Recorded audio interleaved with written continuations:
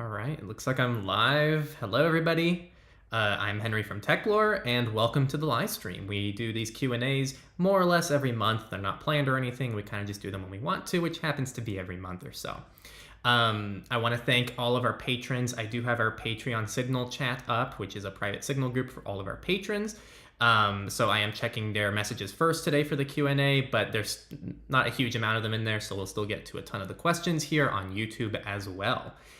We also have a Monero address in the description. So yes, today is just a massive Q&A. Again, I'm not guaranteed to answer all your questions. There's way too many of you, but I'm going to selectively choose some of the questions that I think I add some good insight into that aren't commonly answered by people thousands of times a day. So welcome aboard again, and let's go ahead and just dive right into the Q&A. So I'm going to start with a question from one of our patrons. They asked, do you think a passwordless future for websites to store passwords via devices, like with Yuba keys, is the right direction for security and reducing data breaches? First, I don't consider myself a security professional, so I don't actually have a fantastic answer. However, lots of security professionals talk about this a lot, and you have companies like Microsoft who are pushing in the direction of a passwordless future, but they're taking the biometric approach. So they believe that people should use their biometrics in order to authenticate themselves, because they actually have research showing that people are actually better at using biometrics than secure passwords, which I think kind of addresses an educational problem in people's handling of passwords. And so based on my information just from that, I'd say that you always have the option of using a more secure password if you can. Otherwise, yes, it might be better for certain people to just be able to rely on something like a Yuba key. However, in this day and age, we're still built on passwords, and you should look at passwords as something you know and Yuba keys as something you have. And that's actually better than just relying on one or the other. Why not rely on both? So that's kind of my approach to things. I think you should look at it as 2FA and not necessarily just your only way to access things. So yeah, I don't actually know for a fact which one would actually ultimately be more secure in the long run, but I do think as of today, you should probably just stick with Yuba keys being 2FA. Do you plan on doing any privacy? Do you plan on doing any videos about privacy in new cars and how to avoid being tracked? It's a hard video to do. We actually have covered some Tesla content in the past for those who haven't seen it. It's something that is very hard to analyze, and it's something that's very hard to do research on because it's such a new field. And also it's just a hard thing to cover because, I mean, it's already hard enough for us to have to buy phones for some things. Having to buy or get access to cars is a whole nother level. So there's a lot of challenges, and also there's a lot of production value in doing car-related content, especially right now, since I'm the only person who can actually be behind and in front of the camera at the same time. I don't actually have anyone on hand to help with the camera work. So I actually do all that myself, which is kind of hard to do. So there's a lot of logistical problems, and yeah, it's something that we want to talk about a little bit more, but it is what it is. So just keep an eye out. Maybe it's something we'll cover down the road, but it's something kind of in the background. I'll try to keep answers shorter. I realize I'm really rambling, so I'll try to keep them shorter, but as more questions roll in, because I know that this is going to become a spam chat soon, as they come in, I'll be able to move past questions a little bit more, but I'm trying to keep it going so I don't get stuck with no questions. So send over questions, people.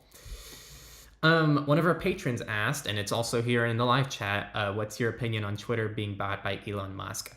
I actually don't really have a take yet. I think all the takes that people have are based on just Elon's personality, but he has like one of the least predictable personalities, and he has an infinite amount of money and resources to make whatever he just chooses to do on any day happen. So trying to predict what he'll do is just impossible. I know some people try to cite that he wants to open source the algorithm, and then some people cite that he wants to open the platform to everybody and try to deal with bots. So I don't know. I just don't know, and all I can give you is speculation that's probably no better than your own. So I guess we'll just see what happens. Another question from a patron. Do you think we need more competition in the secure and private email provider space, especially with the end of Templar and the only recommended popular options being ProtonMail or Tutanota? So for those who don't know, Templar is another open source private and secure email provider. They were like the second top video in our last top 5 email providers video. So that's all really exciting. However, they shut down out of nowhere. So this was announced yesterday. There was no reason. They just said, we're done. No more service. I don't believe people can send outgoing emails anymore in CTemplar, and I think they're shutting things down at the end of May. So if you're on CTemplar, get off ASAP. As for your question, I mean, yes, competition's always good. Though, for the record, I think Proton Mail and Tutanota both still have a long ways to go themselves, and so maybe the competition would push them, but building private and secure email is a lot harder than it looks, and I don't think either Proton or Tutanota are given enough credit for the amazing work that they do behind the scenes.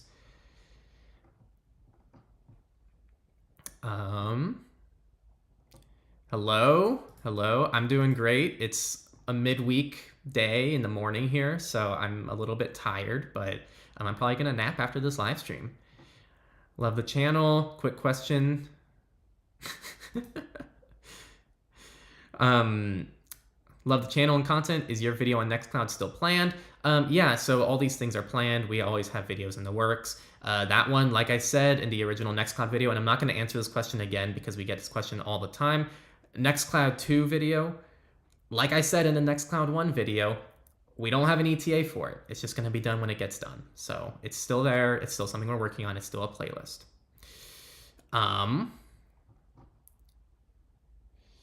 Glad you made it on time. I'm always trying to find times that work better for more people, so I'm glad it worked for you. Totally. Can you make a new online identity with no links to the previous one? Yeah, so this is something that I would consider more on the pseudonymous front.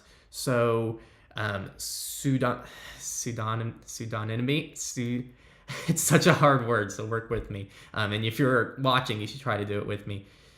Pseudonymity. Pseudonymity.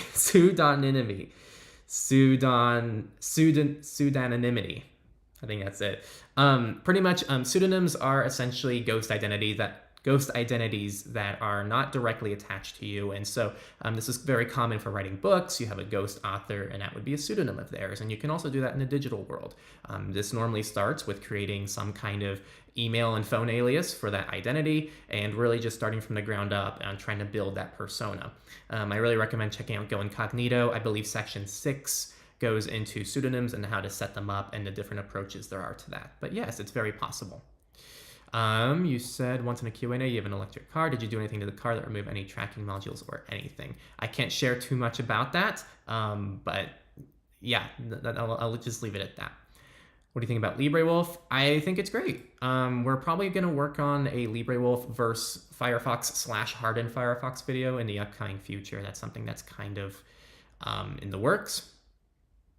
But yeah, I think it's a good project. I think that it's nice how it makes a lot of the hardening out of the box very easy for people, and I'm always a fan of projects that make privacy and security easier. Do you recommend anything to replace Apple systems, iCloud? That's probably a whole video of its own. Like every single service of iCloud has its own list of alternatives, so that's a big one.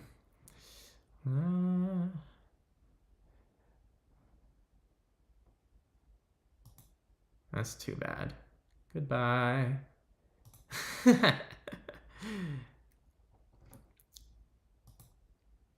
It's nice when I have mods. Big fan on your channel. Thank you. What's your academic background? I might still be in school. And as for what I study, I am digital media art. And I started as software engineering, but I migrated over to the art world because engineers even are too antisocial even for me. Yeah, it's on our website. DivestOS is on our website. So check out our site's resources, techlore.tech/resources. Let's say one of the patrons asked about my dog. Not something I'm going to share here, but I am planning on hopefully building a few more personal platforms. I might share more things like that. One of the patrons asked, what do you think about Filein? So filein.io, I believe, is the website. I haven't personally used them, but a lot of people in the privacy world like and recommend them. So I think it's something worth considering, but I've never used it, so I don't want to comment on it. You just got a new Starlab laptop. Good stuff. Starlab is kind of like Purism, where they pre-install Linux and send you a laptop. They have some pretty cool stuff. 1Password is currently down. What privacy-focused password managers do you recommend? We pretty much exclusively back here push people towards KeePass and Bitwarden. KeePass is offline and is more or less controlled by yourself. You can choose any client, you can choose how you store your database, you can choose how it syncs. It's very DIY. Bitwarden is more of a traditional 1Password-esque type of password manager where everything's cloud-based by default, and it's much easier to navigate in that realm. So I honestly don't have any reason to recommend people to any other cloud password manager outside of Bitwarden, personally, and there's not many areas like that.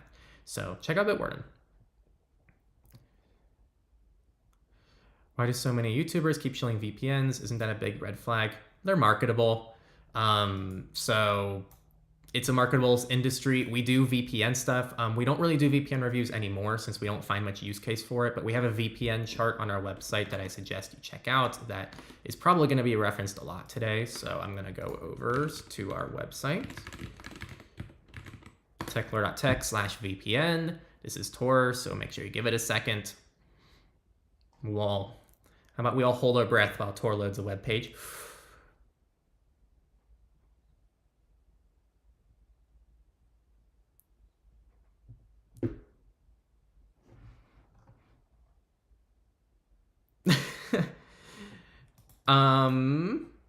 I believe I set this to, oh, there it goes. Should have kept holding my breath. So if you go here to our VPN chart, this is pretty much what I seem to feature in every live stream I do, but you can select multiple VPNs, you can click compare, and you can compare the differences in them. The goal is for you to be able to pick the VPN that works best for you. Full disclosure, there isn't like a whole affiliate thing here, but like the top 2 services in the chart don't have affiliate plans. We don't really care. There's also an optional link if you want to use them. So you pick whatever you want to use. This chart should hopefully help you out. Let me switch it back. Whee! There I am. Clickbait and probably harmed a lot more people than actually helped them, which is very unfortunate. And I actually really liked a video that All Things Secured made recently. There's a channel called All Things Secured. I'd check out that channel. They made a good video covering that. Ooh, I'm already starting to fall behind. I'm gonna check the patron chats. Do you run Linux, and if so, what distro? And they said Arch, by the way, so they use Arch. So I can't comment when and where I use Linux because it's kind of a complicated answer that I don't want to necessarily reveal. But I am a huge fan of Fedora, and I don't have much of any reason to recommend people to anything else outside Fedora except maybe Arch because of the AUR, because the AUR is awesome. We're actually producing a video. It's already in the works. It should be live hopefully next week covering Fedora and why it's such a great distro. And also, we were not inspired by all the other Linux channels that just hopped on the bandwagon, which, by the way, I think is great. It's great that people are pushing Fedora, and I'm so glad to see so much of the YouTube Linux world start pushing Fedora recently. But it's been on our website as like our top resource for well over a year at this point. So like Fedora's always been our top recommendation, and it's great to see other people hop on that. Is Atlas VPN good? I mean, considering, check out our VPN chart. They're not there, and also they were recently victim to a security issue that I believe was covered in the last week's surveillance report. Again, Techlore collabs with the new oil on a channel called Surveillance Report. Go check it out on YouTube. And Atlas VPN was victim of a security issue that they did not want to fix, so it's already a good red flag for the service, in my opinion. Hello. Let us know if you get Mastodon. We're already on Mastodon. It's in the description of all our videos. It's always frustrating because people ask us for these federated open source platforms all the time, and when we finally create them and put them on all of our content and even do announcements for them, no one joins them. And then people always ask, where are they? And it's like, we got them. So it's kind of the unfortunate thing with anytime we try to move over to more privacy-centric services, people are like always bugging us for them, and when we actually make them, no one actually seems to use them. Any good private alternatives for Gboard on Android? You can always use the AOSP keyboard if your ROM or your OS allows that. That's just the default one that comes out of the box. If you're able to disable the internet permission on Gboard, that's actually a really great place to be, and it gives you the nice usability of Gboard without any of the privacy drawbacks. Otherwise, there's probably a lot of keyboards on F-Droid that you can try out that I haven't looked into myself. So go ahead and pick whatever one that you want to use that's ideally open source.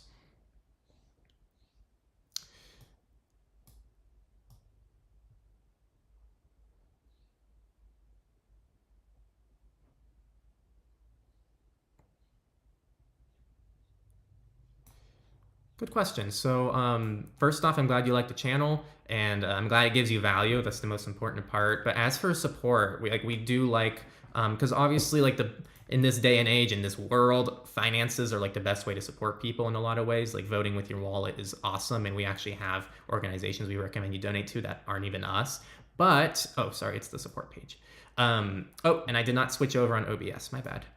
So over on OBS, if you go to our website and you click support us right here on the top, we have the free support methods at the very top. So we have affiliate links, which are like clearly disclosed. And even on our affiliate page, you can click the standard link. We're not trying to like trick people into them. It's meant to be a support method. So if you're already signing up for a service, you can click one of our links if we have one for the service. And that actually does help us a lot. And we get a lot of money from that. But also we have a lot of open source projects. So we have Plexus, which is our app for Android compatibility on de-Googled devices. If you have a de-Googled phone, you can test apps for us and submit them. You can also submit data for the VPN Toolkit. I'm looking at you, the person who asked about the Atlas VPN. You could go here and you could submit data for Atlas VPN and you can see yourself how it stacks up. This is meant to be an open source project and I don't have time to submit all VPNs in the world onto it. You can just join our communities and be a part of things, and also you can share us around with people. Those are probably like the main free ways to support us that are all much appreciated, but you just being here and being a part of the privacy fight's already awesome. So I'm already just happy that you're there. Let me switch back over. Where does OpenVPN fall in the chart? OpenVPN is a protocol. So all the VPNs there, it says if they support OpenVPN. It's a protocol, not a VPN. Could there be a video about differential privacy and epsilon values? Maybe, don't know yet. Fedora, I need to look into it. I need MX Linux. OpenVPN is a protocol. Yeah, thank you.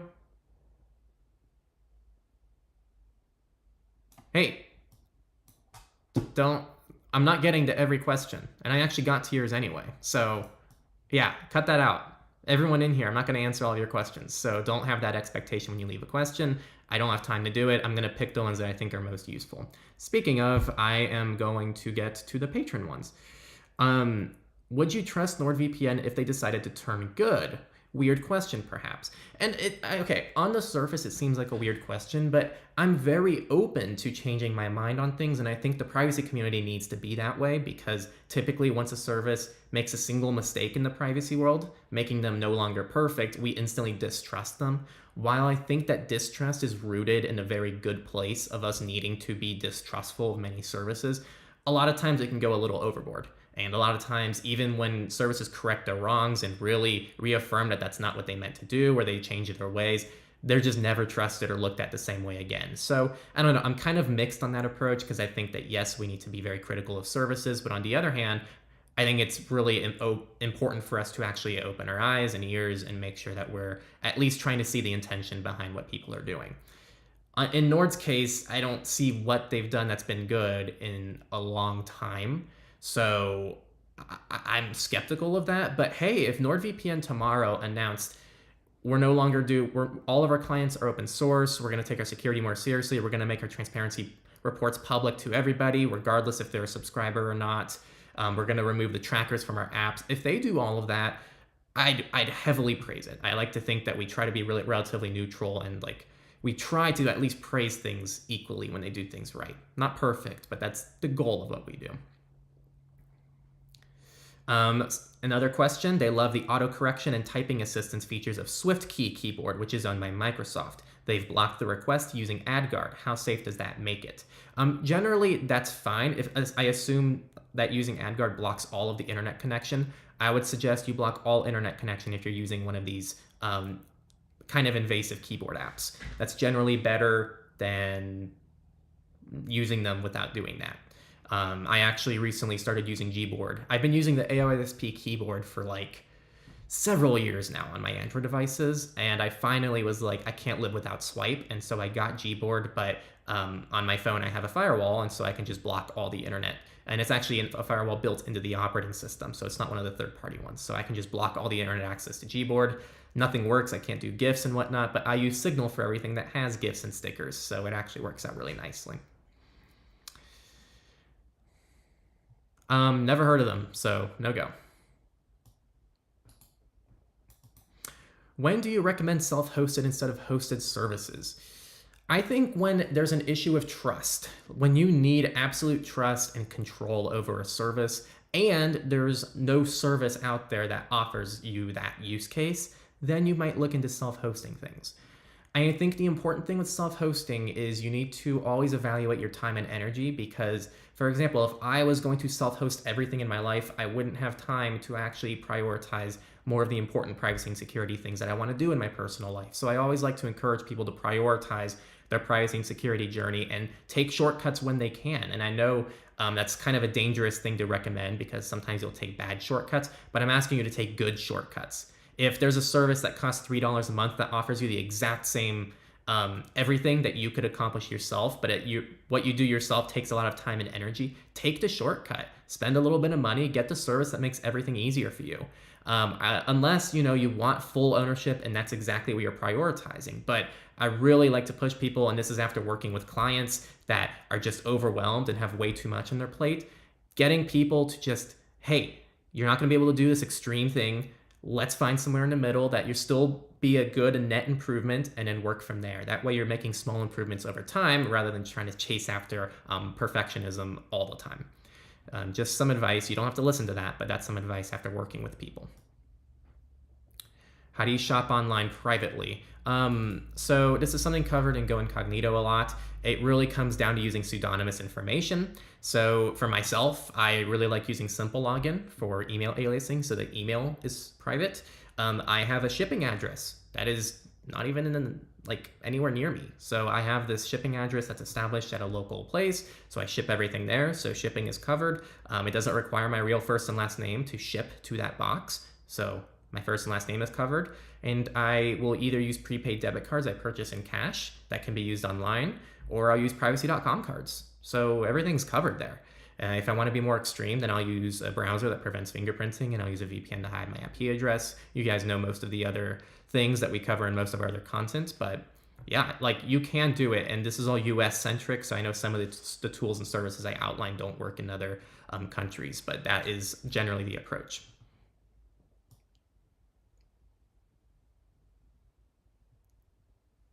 Totally. Thanks for tuning in, and I'm glad you like it. Check out our chart, which is what I'm going to keep saying. I think the chart speaks for services. I don't need to speak for them.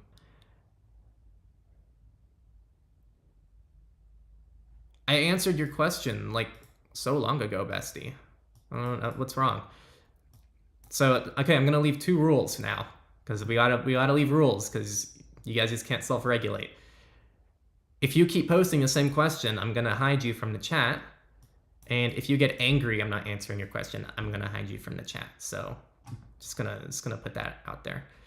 Just for my own sanity doing these live streams and for everyone else. Generally, I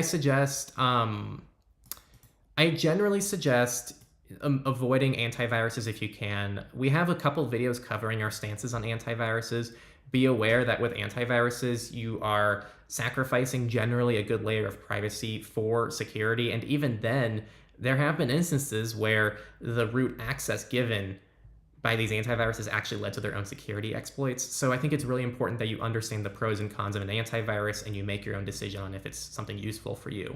Really, one of the only places where I overwhelmingly do recommend an antivirus, but even then, Windows Defender is still really quality. But if you're on Windows and maybe you're 90 years old and you can barely use your devices, maybe then those extra features that Kaspersky offers above Windows Defender might be useful because I will trust Kaspersky more with that person's privacy and security with themselves, which is not saying much.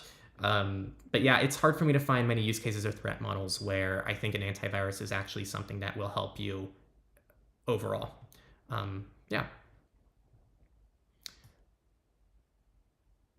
Yeah, no, I'm really glad you like the channel. So welcome aboard. And also thanks to everyone else who's saying nice things.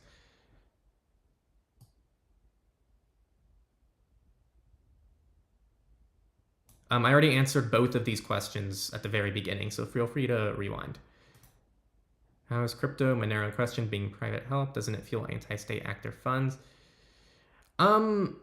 Being private help.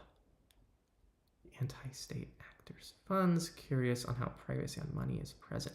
I'm not sure what your question is here, so do you mind expanding? Are you really asking about, what do you mean by fuel anti-state actors funds? I think that the hard thing here is lots of privacy tools enable freedom, which a lot of cases enables things like illegal content ? I don't know if that's what you're asking. So it's really hard to ask people to use privacy tools and not allow them to have privacy financial channels.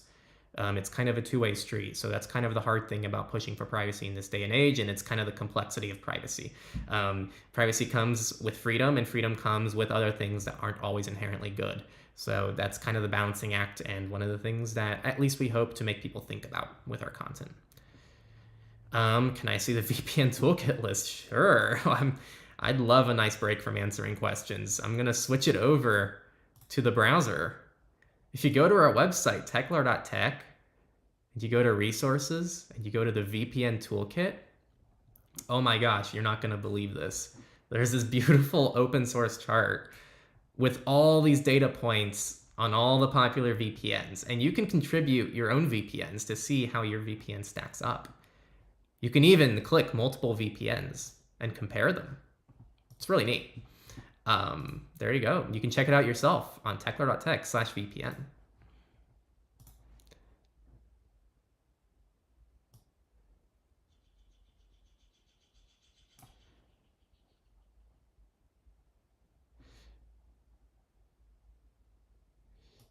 Okay. I want to move from Windows to Linux, so I want to know what is the best distro for beginners and ex-Windows users. We're going to make a video covering this sometime next week. That's probably when it's going to go live. So you can just wait for that video, which is going to give you a much more polished answer than I'm about to give you.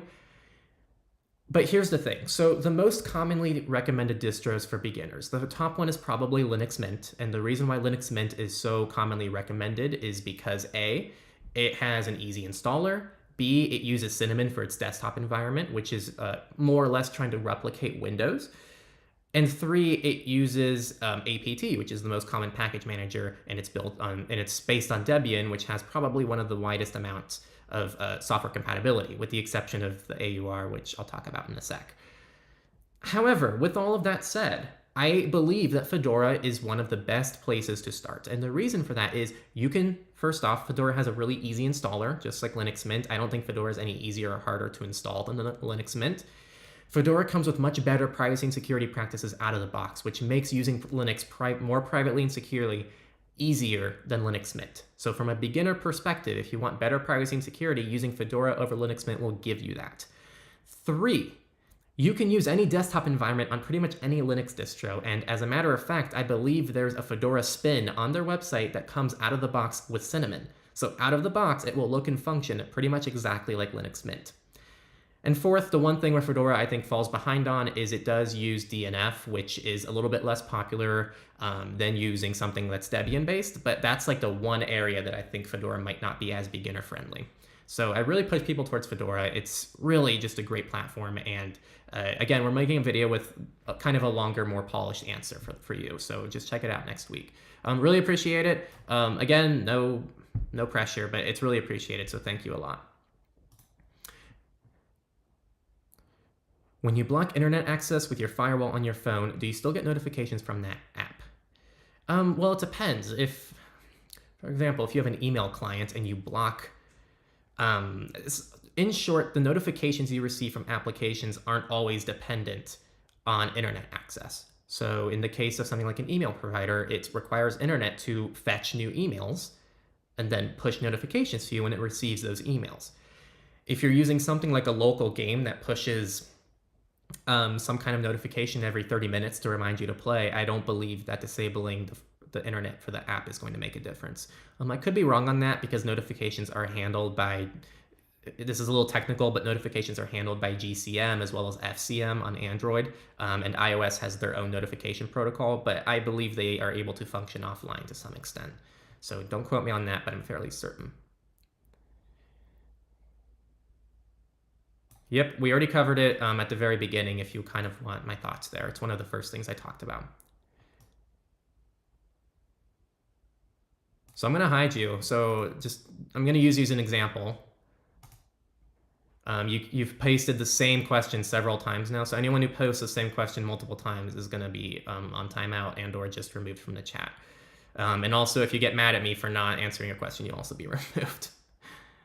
Should just be common sense.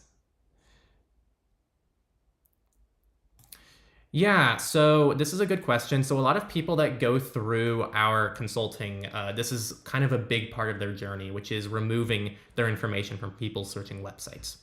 And the two approaches I give them the DIY route and I give them the subscription route. There's multiple notes on both of the approaches. First, the DIY route is the cheapest, but it takes a lot of time. Like, not only time in regards to you needing to invest a lot of your personal time into doing it, but it also can take weeks to go the manual route. And you just have to wait, and you have to keep a to-do list, and you have to keep track of everything. It's kind of a mess. But it is the cheapest way, and it's also DIY. The subscription service will automatically handle almost all of the work for you. So here's the thing though. I think the subscription service is really valuable if you're using that time, right? Opportunity cost, people. If you're using the time that you'd otherwise spend on the DIY route improving your privacy and security to avoid the issue happening again. It's not necessarily magic how information ends up on these broker sites. So investigating and actually taking precautions to prevent that from happening again is what I'd recommend. So what I recommend most of the clients that I work with do is sign up for your favorite broker website. I personally use and enjoy Abind Delete Me. Sign up for a year, right? Let it take care of everything for you and spend that year improving your privacy and security. And at the end of the year, cancel the subscription. So you're letting the service take care of the initial work for you while you're actually actively making the problem better at a root level. That's what I really recommend people do, because you can sign up for these services and be completely reliant on them to constantly remove all of your information, but that's not actually taking care of the root problem. It's just kind of removing the surface problem. What PO mailbox service? I recommend just, at least in the US, go on Yelp or your favorite search engine and look for a mailbox company or a mailbox business, a local one. Almost every major area has a mailbox business, and they'll let you sign up for a mailbox locally.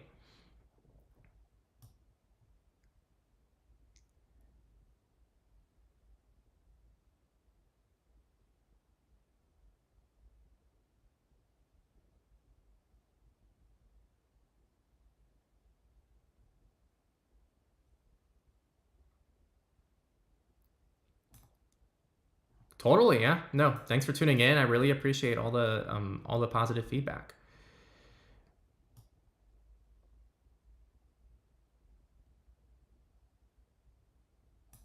Yeah, it's a good point. So Chromebooks, from a strict security perspective, are generally really good, and actually a lot of journalists who are dependent, like their lives are dependent on like keeping their information safe and secure, use Chromebooks, and the good reason for that is because they're highly secure.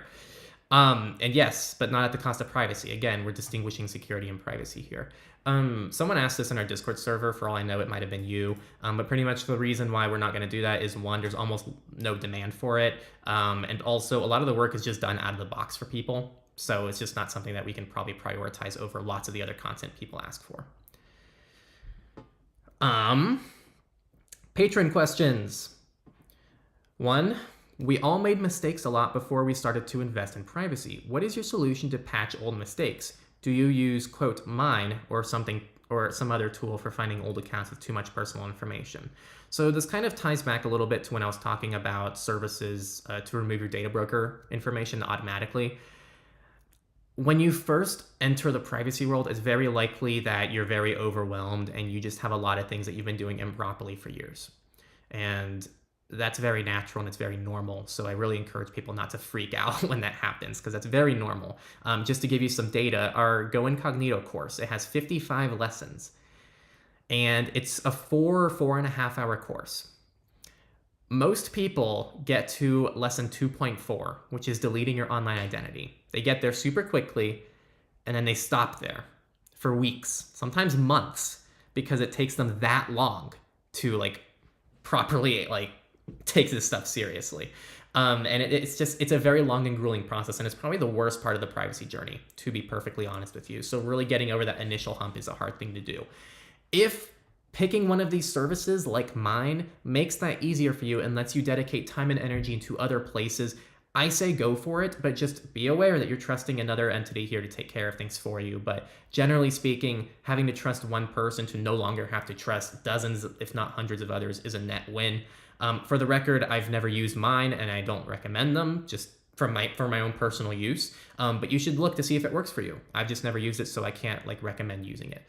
The only service I've used like this is Abind, so it's the only one I can personally vouch for, but there's lots of others that you should go check out.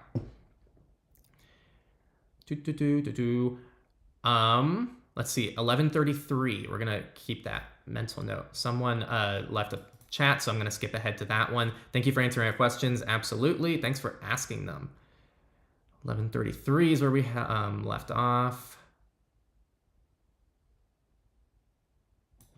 I found out that the ISP is spying on me. Is there a way to force it to stop? I mean, you're not going to force them to stop. You can try sending them an angry letter and seeing if they'll listen to you, but I don't think that's going to be very successful. First thing you can do, log into your ISP account and see if they have any basic superficial opt-out toggles. I don't expect them to do much, if anything, but it's still worth doing to at least speak your mind. But really the only way to address this is by either using Tor or a VPN or some kind of other encrypted tunnel for your traffic. So at people who think VPNs are useless, which I do not believe, I don't know, unless you're recommending people use Tor all day, every day, I'm not quite sure what your recommendation is for people like this, who just want privacy from their ISP.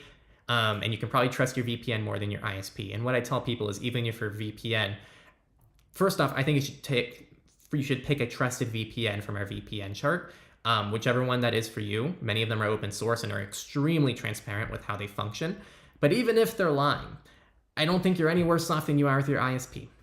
So I like to fight back on the VPNs are useless crowd, because I think it's somewhere in the middle. They're not total privacy all-in-one solutions, but I don't think they're useless. And for a lot of people, they have a valid use case. And your question demonstrates that use case.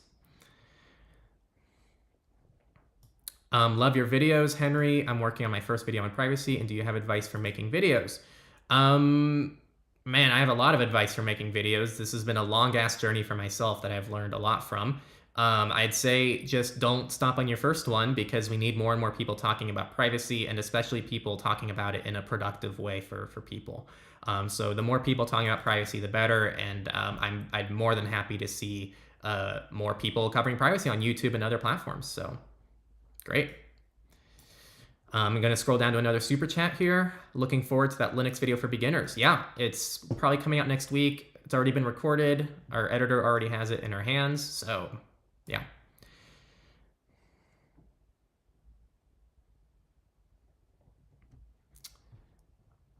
Skip up.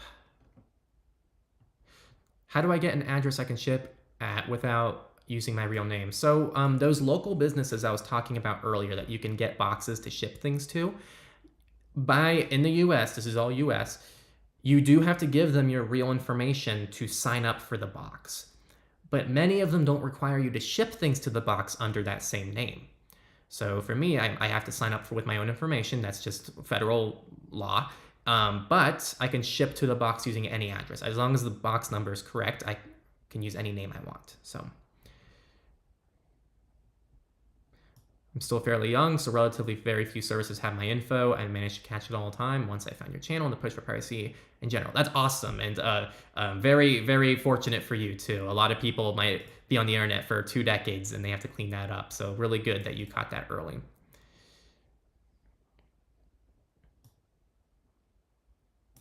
Why are people searching websites so common in the US? I don't know something like this from Germany.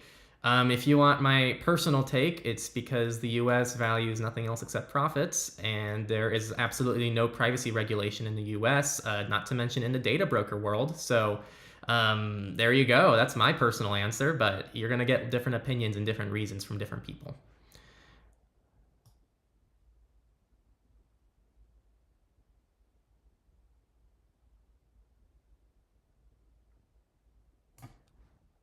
Awesome. Well, welcome aboard. I'm glad that you found the channel. I'm glad you liked the channel, and I'm happy that you're getting value from it. Call recording is an essential feature to fight against scammers and people like that. Do you think blocking the ability of phone recording causes more harm than good? I actually don't. First off, I'd ask how call recording is an essential feature to fight against scammers. I don't know how that fights against scammers. And also, you can record any phone conversation using another external device. So the reason why I actually like the recent decision from Google to block these applications is because a lot of applications use this functionality to spy on users and different phone calls, and it's kind of a privacy and security issue.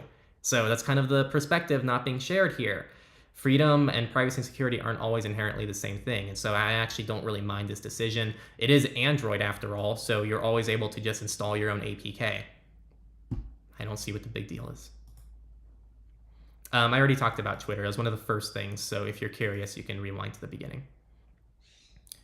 Yeah, totally. Yeah, again, like we're here for evidence-based solutions for people, and like we really try to avoid the paranoia elitist attitudes that are common in the world. So it is common in the privacy world, but just in lots of communities in general. So we're really trying to avoid that stuff.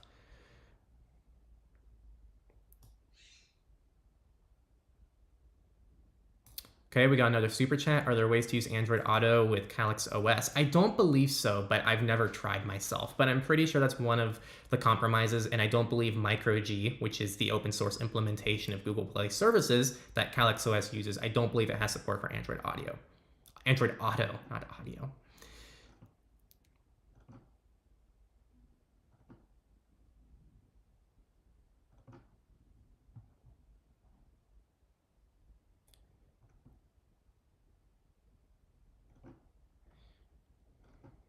What was the service you used to opt out of data brokers? So the one I recommended, when I say recommend, it's not the only one I recommend. It's just the only one I've used and tested. It's Abine Delete Me. We have a review of it. So type in Techlore Delete Me on YouTube and you'll find the service. We reviewed it. Really good video. Actually got a lot of views. People seem to like it a lot. So check it out.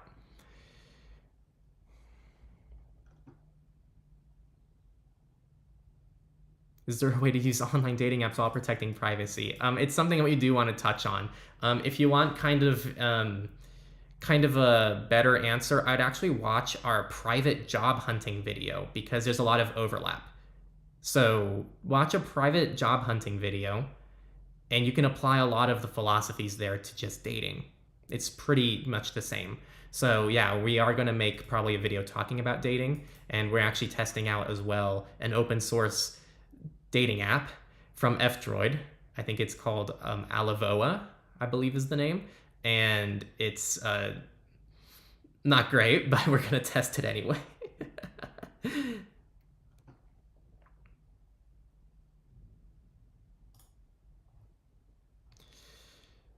No comment here.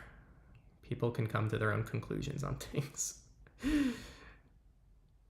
What is your experience with matrix bridges? This is from one of our patrons. Their church uses Facebook services to organize things, and they want would a private matrix instance be a good way of allowing communication between various Facebook platforms and for mitigating the privacy issue by allowing people to authenticate against matrix? So this is a long, complicated answer. First off, I think matrix is great and I think bridges are great. However, I think they're a little bit unpolished, and I think that it's something that you can definitely try to do. I don't think there's any risk, but I'd probably test that out maybe in just one group chat for your church just to see if it works. Excuse me. And work from there. We might be working on a bridge tutorial. We don't know yet, but yeah. Oh, my editor is letting me know we already have a private dating video already. I forgot about that video. So you can actually go on Techlore and just type in Techlore private dating. We already have a video on it, apparently. So thank you to our editor for reminding me in real time. We just have a lot of videos, so I guess I'm already forgetting videos we do.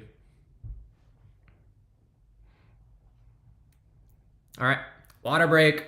I'm getting some water. If you're watching this stream, drink some water too. We're all gonna take a massive water break as one collective unit.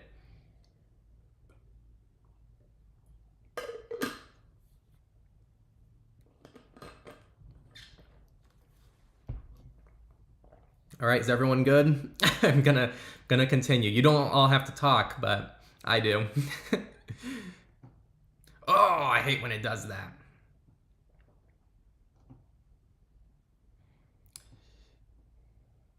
It's sadly not. We don't really have the resources to easily stream on multiple platforms right now. So as of right now, it's just YouTube. But down the road, it's something we want to do. But also, like I mentioned earlier, people ask for things like us to use, PeerTube, Odyssey for XYZ, and then we do it, and no one uses it. So kind of a double-edged sword.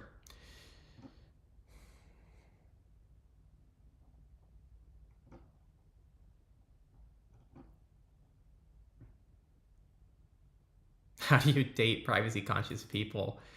I don't know. I mean, you can try going to like local conferences and meetups with privacy friendly people, but I'll share one thing with you. According to YouTube, 90% of our audiences are male. So I hope if you're a male watching, you're either gay or you happen to catch one of the few other females in the room. That's all I'll say. Good luck with that.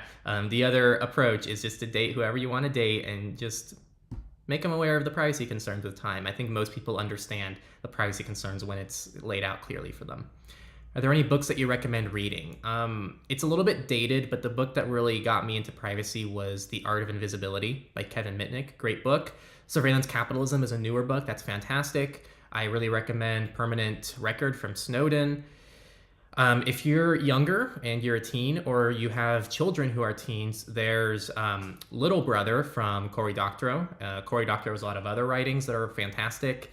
So there's a lot of good research out there. Michael Basil's book is great if you're looking for a book. I think it's called, I don't know the name of the book, but if you look up Michael Basil book, it'll come up, and it's more of a DIY approach to privacy security. It's kind of like a written book of a lot of the stuff that we talk about on the channel.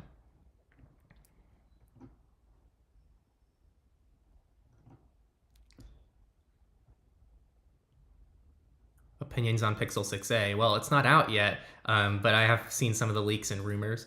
I am very, very much wishing that it wasn't as big. I am not a fan of big phones, and someone in my life recently got an iPhone 13 mini. Love that thing. It just looks so cool. I just wish it didn't run iOS because then I'd get it ASAP. But the iPhone 13 mini is like the perfect size. Now the Pixel 6a, actually, I saw the screen size and I go, oh my God, I don't want a bigger phone from the 3a. But the Pixel 6a's dimensions are actually the same as the Pixel 3a for the most part. It's just a bigger screen, so it's pretty much a bezel-less version of the 3a. So, yeah. That's like my main complaint. I'm not a fan of the removal of the headphone jack. I did recently reach out to Fairphone because I want to get my hands on a Fairphone because that's the phone I really want. Sounds like the garbage truck is coming, so you might hear a little background, but it'll be fun. What are your thoughts on Brave Search? I just made a whole video on my thoughts on Brave Search. So you should go on youtube.com/Techlore and watch our most recently updated video, published video. What program does your editor use for videos? So our editor is, unfortunately, right, she uses the Adobe suite, which is terrible. Oh my God, I tell her it's terrible every day. I used to use the Adobe suite, terrible. I moved over to DaVinci Resolve, which is much better, and I do believe that she's gonna be doing that soon as well. I'll just keep convincing her until she does, because it's clearly the superior option. So yeah, we use DaVinci Resolve for video editing, and we use the Affinity suite for all photo editing and vectors and things like that. I figured I've been drinking about 18 cups of water a day, so I don't think I need any now. Why didn't you do Stage on Discord like last time? Because it's a lot more complex to set up, and we don't want to do that every month. Have you ever played with the Pip phone? I believe you mean the Pine phone, and I have one right here. Sadly, it worked when I got it, and I let it sit around in my drawer for a while, and I can't boot it up anymore. It's stuck in a boot loop where I don't think it has enough power to boot up, even though it's plugged in. So I'm trying to keep it, I don't know, I don't know what's wrong because I took out the battery. You can actually boot a Pine phone without a battery directly from the wall, and even then it's not booting up. So it's stuck in some kind of boot loop, but frankly, I haven't had any time or energy to try to troubleshoot to see what's going on. So I have limited experience with the Pine phone.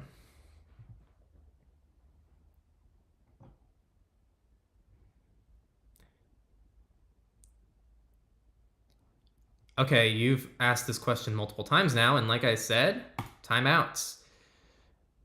Yeah, if I keep seeing the same question over and over, like I'm not doing all the questions. And if I skip yours, it's because I'm skipping it for a good reason.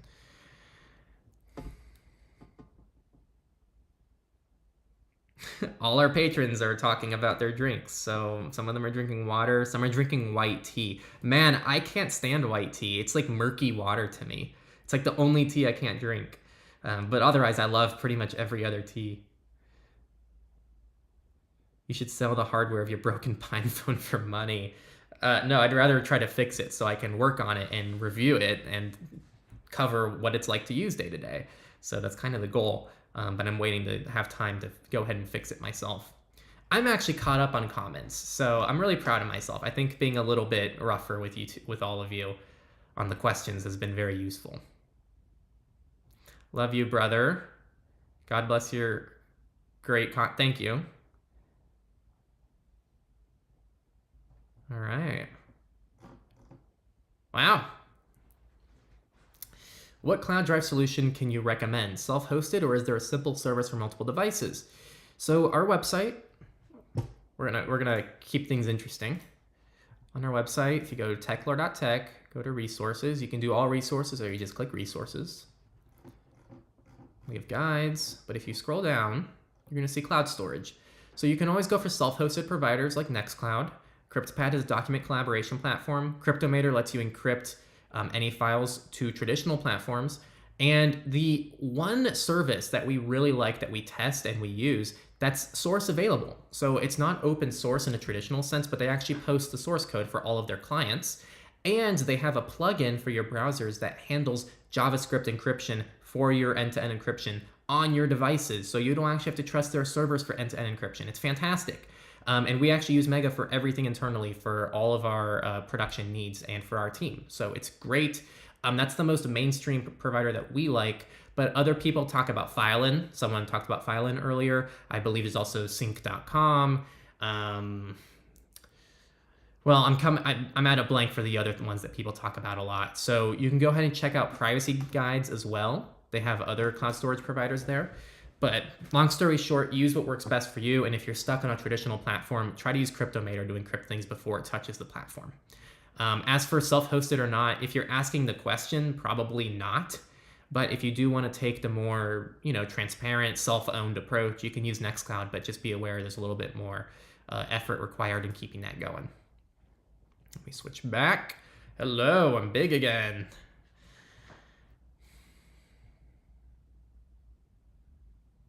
I actually don't know any, so that's kind of the consequence of us being US-centric. We don't typically do it's so much time and energy goes into just researching things, and it's already hard enough to research things from a US point of view, and it's really hard to do research in other areas as well. So it's something we might try to work on down the road, but it's really hard to balance that. So one of the patrons asked, "Yo, Henry, will you ever stop Techlore to get a, quote, job? As you mentioned, you're still in school." So yes, I do a lot of things in my life. I'm a runner. I do coaching for high schoolers for cross country and track and field. I'm a coach. I'm as a student right now. I do Techlore, and I do some other things in my life that people don't know about. So I have a lot of other things I can be doing that aren't this, but this is like really something I'm passionate about, and I really enjoy doing it. And I'm very fortunate to be able to do this for the most part full-time. Like, this is my full-time job. It's my only source of income from the whole team. But yeah, I wrote a blog article like 6 months ago talking about my declining passion for things, just because it's a really hard job mentally to do this stuff. I don't think people really see that side of things. Like, this is an extremely difficult job mentally, and that's why I think you're seeing some other privacy channels start to lose their mind a bit on YouTube. So part of my job is just keeping myself in check, and who knows? I kind of joke with people that, man, I wish I could just stop everything and just be a librarian. Like, when you're a librarian, what's the worst that can happen? You sort a book incorrectly. Like, it's so low risk and it's so relaxing, and I'm out here publishing things that just attract Lord knows who believe the craziest things, and they're all out there to get you. So it's not the most fun job always, but it's something I'm very passionate about. So I don't know. we'll see what life brings. I'm open to most things in life and where it takes me.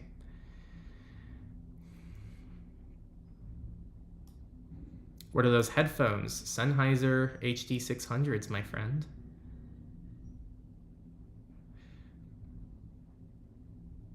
What's your favorite sports? I'm a runner, man. But yes, if I'm not into sports. But if I did have to watch sports, it'd be football, soccer, football. I love watching the World Cup, so.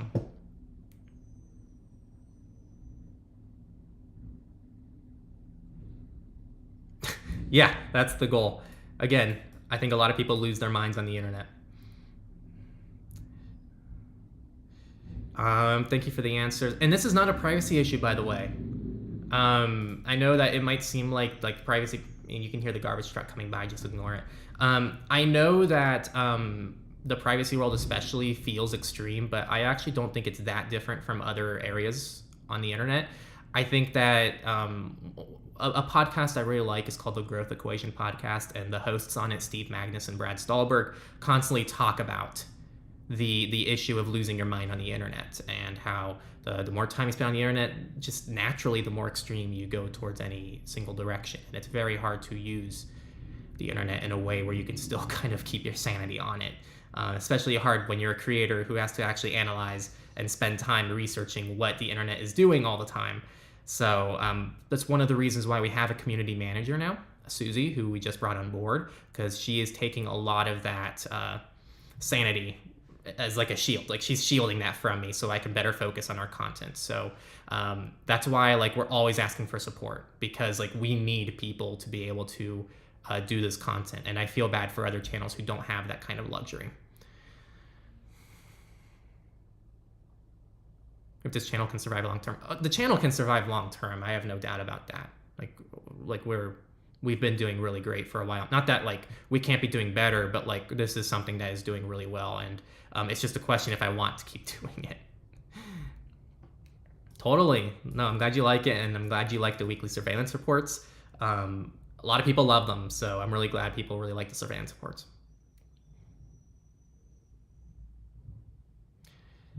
There was no need for that other channel to put you guys. Yeah, I agree, but it is what it is. Yeah, so it's hard. So with cars, I talked about cars earlier as well. Pretty much any new car you get off the lot, whether it's an EV or not, for the most part, has pretty invasive stuff built into it. Every manufacturer has its own issues and its own possible mitigations. So all I'll say, you can do what you want. This is personally a personal question at the end of the day. But I think that at the end of the day, because some people ask about new cars, and a lot of times other people respond, just buy a used 80s car. It's great, but what happens when it's 2050 and now you have to finally buy a 2020 car? What's going to happen then? So this whole approach of I'm just going to buy an old piece of junk for the rest of my life isn't quite actually solving any problems, and it's a very personal approach to the issue. So it'd be really cool to actually be able to have a really nice sit-down discussion about cars so we can address it on a universal level. Get out and touch grass. Love it. Does the Fairphone allow custom ROMs? Yes, it always has, and the Fairphone 4 adds support for verified boot on some ROMs. So Calyx OS has a tester channel right now that you can download yourself, and you can use Calyx OS on a Fairphone. So exciting.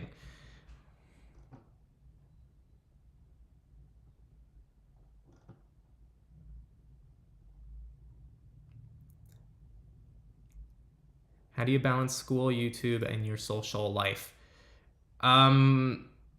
It's not easy. With a lot of things, my whole life is built around autonomy and efficiency. So that's the short of it. But it's just required years of slow changes in order to have a lifestyle where I can kind of keep my sanity while doing the things I want to do in my life. And even then, I'm just there are still a lot of days and weeks where I'm really struggling to get by. So right now, school is definitely taking a lot of cake. And I think once summer comes around, I'll be a little bit more free. Buy an old car. It's good for the climate also. It's a good take. They don't mean that old cars are more efficient. They mean that buying used is better than buying a new car for the most part. I like that approach. Normally buy used, and then if you have to buy new, then you look for a sustainable option. So I like that.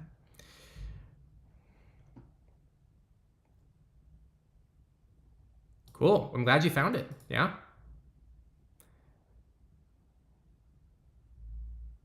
Choosing a printer. I mean, good luck with that. I don't know. I actually haven't. Yeah.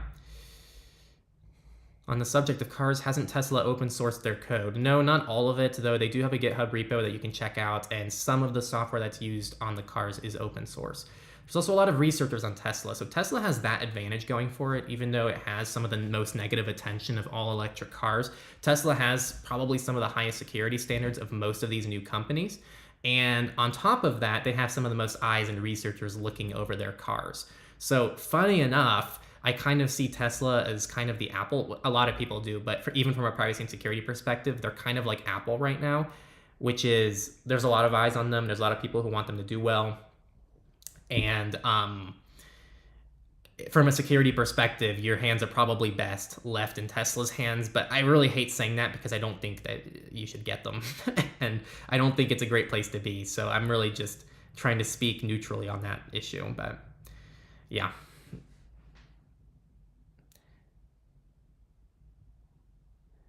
Are you studying CS? No, I'm in digital media. Any non-privacy related YouTube channel recommendations? Man, I don't watch much YouTube, so not really. But I do like, I'm a big fan of Linus Tech Tips and the work they do, and especially TechLinked, especially since TechLinked a lot of times covers the largest privacy and security stories. So I'm a big fan of that.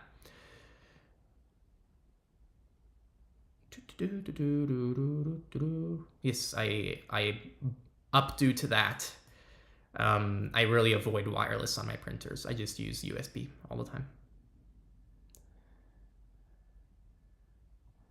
He says a lot of things. So again, like I said at the beginning of the video, I wouldn't take anything he says super seriously. But if he does, I do think that's probably a good thing. Man, I'm caught up again. You know what? Let's take a pause. I'm going to remind you that we have a Patreon. Patreon.com/Techlore. We have a lot of cool perks there for you. You get sneak previews of the content we're working on. You get a signal group with other patrons. So it's a nice little private chat. There's not many people in there. You get to engage with other patrons all in this safe little place. We also have exclusive places in other communities for our patrons. And all of your work in helping us out helps us make better content and helps us support. I mean, we have a team of 4 people. So like, everything you do really helps us out. So check out our Patreon. And also we have Monero. We accept Monero if you just want to support us without needing to enter any community or create any account. So the Monero address is down in the description. Anything's appreciated. And like I covered earlier, we also have many free options of supporting us. If you go to our website and you go to support us, you'll have free options here to support what we do. And I especially want to highlight, we have several open source projects that you can directly contribute to and are pretty much completely dependent on community submissions. So that's a great way to support what we do. And yeah, and I will now resume. I actually do my best. So good privacy oriented YouTube channels. I do my best to highlight channels that I think are good for other people to watch. I don't think we should be your only source of information. So if you go to the Techlore YouTube channel, youtube.com/Techlore, if you go to our channels or subscriptions or channels tab, I don't know what it's called, but it shows channels we're subscribed to. And that's more or less our way of saying like, hey, go check out these channels. So go check out those channels on there. Do you game at all? Not as much as I'd like to. So not really.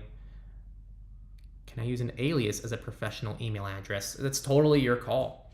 You can use aliases with things like Simple Login. You can use custom domains on Simple Login. So there's ways to kind of balance not using a totally sketchy looking alias with still keeping a professional presence. What is a service you regularly use despite knowing it's not privacy friendly? That's a really good question. Because we all have them. So for example, I go to school and I'm in college and the school uses, I think, Microsoft for all of their stuff. So everyone, for the most part, has some thing that they have to use in their day-to-day life in order to live and survive that is not privacy friendly. And so anyone who says they're not is either lying or they're quite literally living as a recluse and is not likely living a normal lifestyle. So the important thing is talking about what to do. So what I do is all about compartmentalization for me. I have my own environment where all of my school stuff lives, which is completely separate from everything else. Everything is alias information with the exception of my name. Everything has been established to pretty much be as disconnected from me as possible, and everything that's connected to me is as superficial as it needs to be. Your job is to compartmentalize your different aspects of your life, especially the ones that aren't as private. So that's kind of my main recommendation for really anyone who has to deal with those issues, which probably is all of you. And I don't want to see a comment in the YouTube chat about how that's not you, because you left a comment on a YouTube chat. So there you go. How much can you bench press? Well, I'm a runner, so probably not very much. And I, when I was officially on my college's team, I don't remember what I benched, but it wasn't very much and it's nothing impressive. However, my mile time is a lot more impressive.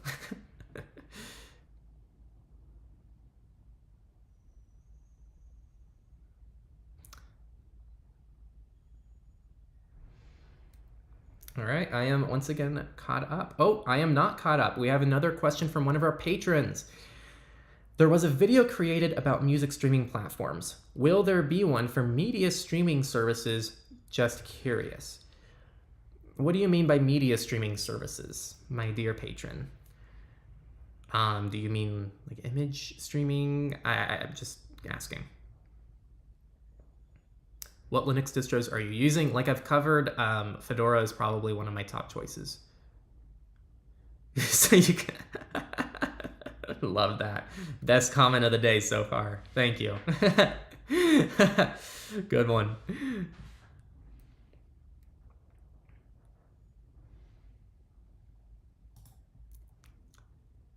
So this person's asking, what do you think about virtual machines to separate school, hobbies, and browsing? I think it's generally a good approach.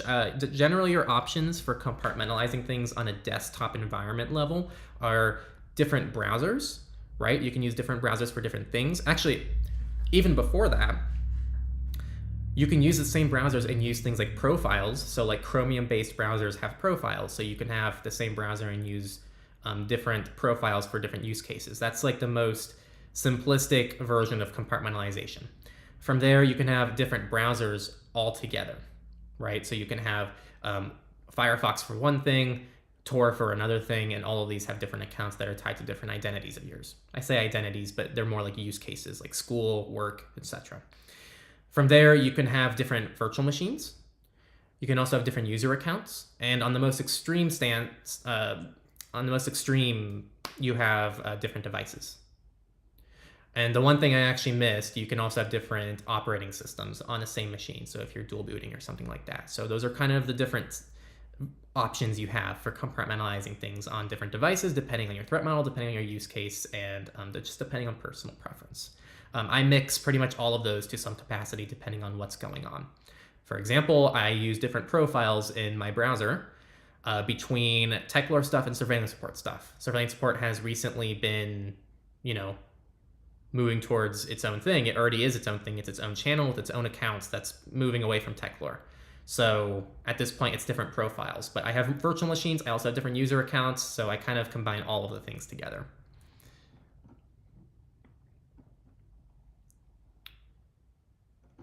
How do you scan for malware on iOS? You don't. And you don't really need to a lot of times. It's really nice.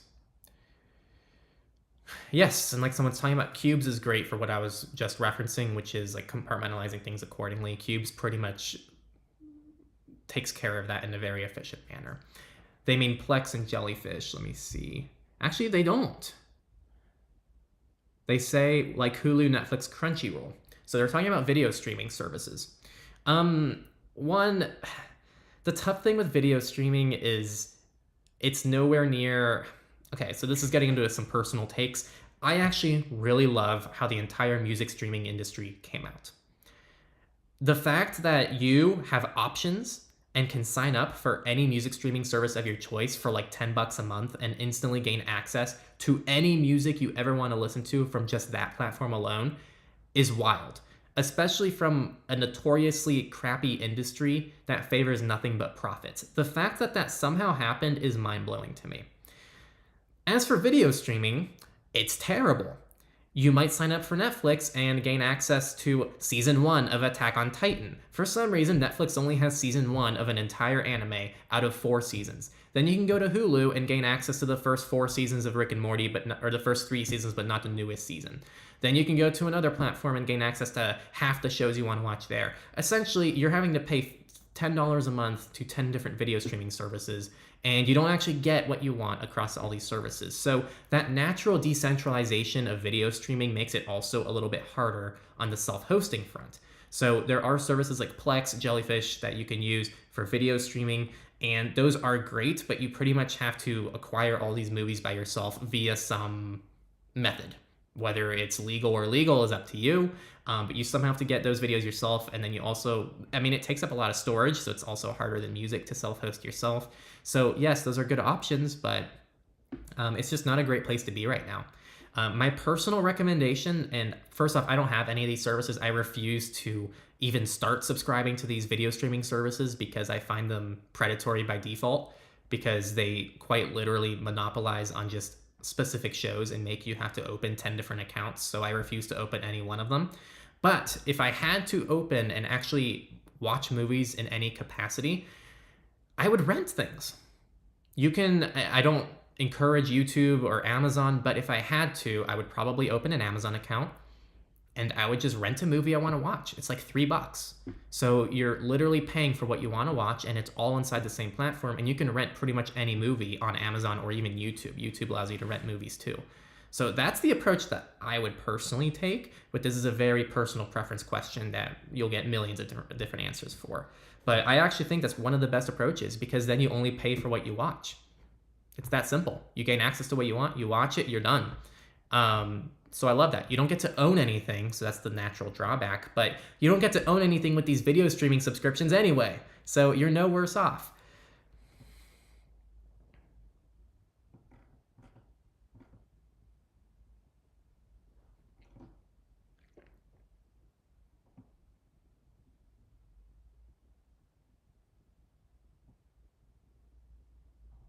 Yeah, keep it up. We need as many developers and as many people building privacy solutions as possible. So like, go off, man.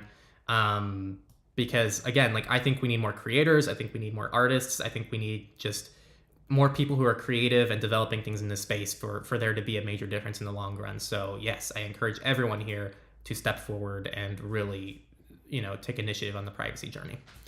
Do you donate money to the EFF? I sure do. That's how I got this cap. Our company actually, I want to talk about this because I'm passionate about it. If you go to our website and you go to About, I uploaded this as a PNG, so you're going to notice the optimization is a little bit subpar. There it goes. But these are the services we donate to. We made a video on it. So we donate to the EFF, we donate to the Calyx Institute, we donate to Privacy Guides, F-Droid, the Tor. We don't host a Tor node, but we do donate to the Tor project. We also donate to WireGuard, and we also donate 1% of all of our profits to 1% for the planet. So there's that.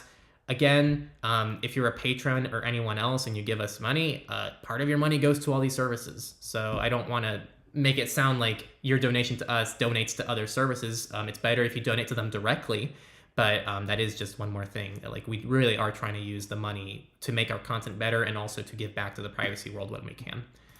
And the Monero donations do that as well.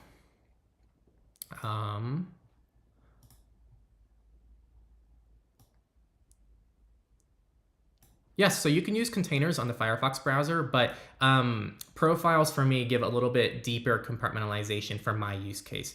Containers, I think, are better for, like, within the same use case, opening Facebook in a private tab or opening certain links in a certain container within that browser. But I personally prefer the complete separation of profiles, because then each profile stays logged into its own account, has its own bookmarks, can sync to its own devices. It's like having literally the same browser installed twice, but they're completely fresh out of the box, and you customize each to be its own.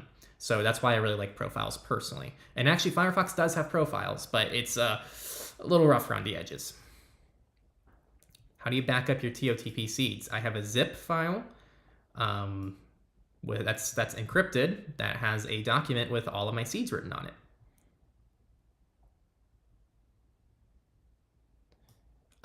You've already asked this question, so don't ask it again. We're gonna do timeouts. Again, I'm doing timeouts if you keep asking the same question. I hate when it does it. Thanks for the great content. I'm a mess when it comes to technology. I get overwhelmed. I prefer to hire someone. Any recommendations? I'm sure it's a terrible idea. So we used to have consulting, but we're currently phasing that out. It's not open to the public, just for many internal reasons, but predominantly just the time that it requires and the fact that, like, for us to justify the time, we have to literally charge people a crazy amount of money, which isn't what we want to do. So trying to balance like the cost and the time that it requires to have consulting is extremely difficult. I know Michael Basil does consulting, but I think it's like completely booked up and I doubt you're gonna be able to get a spot, but there's no harm in trying. The New Oil does consulting. So if you want to check out the New Oil's website, he has a spot there that you can do. Yeah, I'm glad you like the content and I'm glad you like the enthusiasm.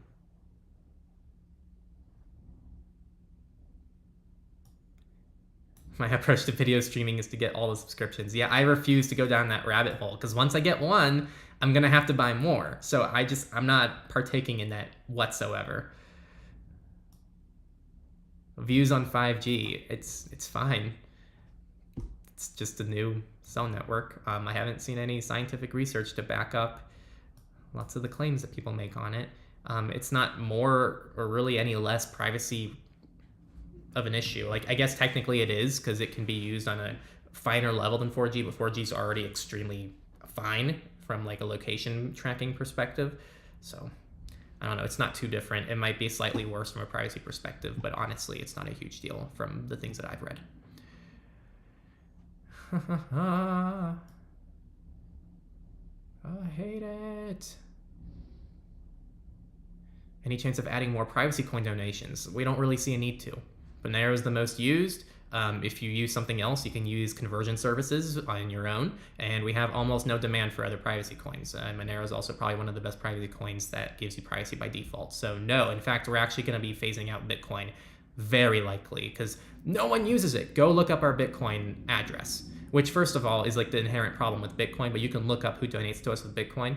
It's been almost no one the last few months, and we receive like 30 times, 40 times the amount of people donating to us in Monero, which is a great problem to have, and I'm glad all of you are very much in the know to use Monero and not Bitcoin.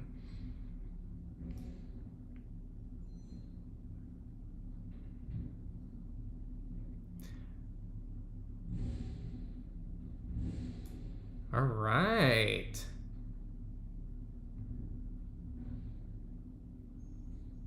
All right, I'm caught up. Yeah, no, I'm glad you like it. That's the whole goal of this channel. So if you find value, that's fantastic. How can we improve our price? Hey, you know what? I do want to answer your question, but I know you've asked it multiple times. I don't want to answer a question that is asked multiple times.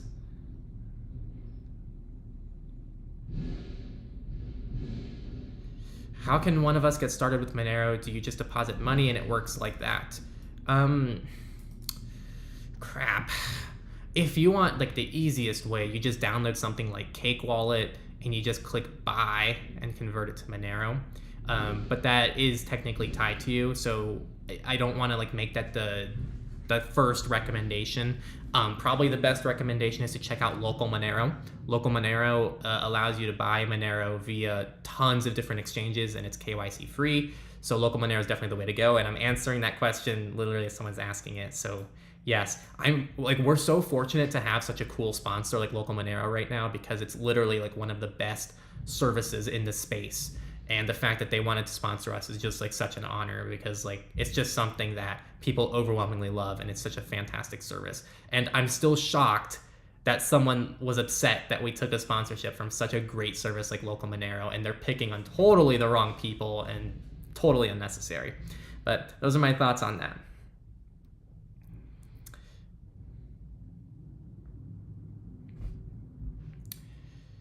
You're asking the same question multiple times. In fact, I think you've done that throughout most of this chat, if I'm not mistaken. So, I'm sorry, bestie. You're on timeout. I'm going to remember your profile picture. I think you've been doing that this whole time, or maybe I'm mixing you up with someone else, but that's your last timeout.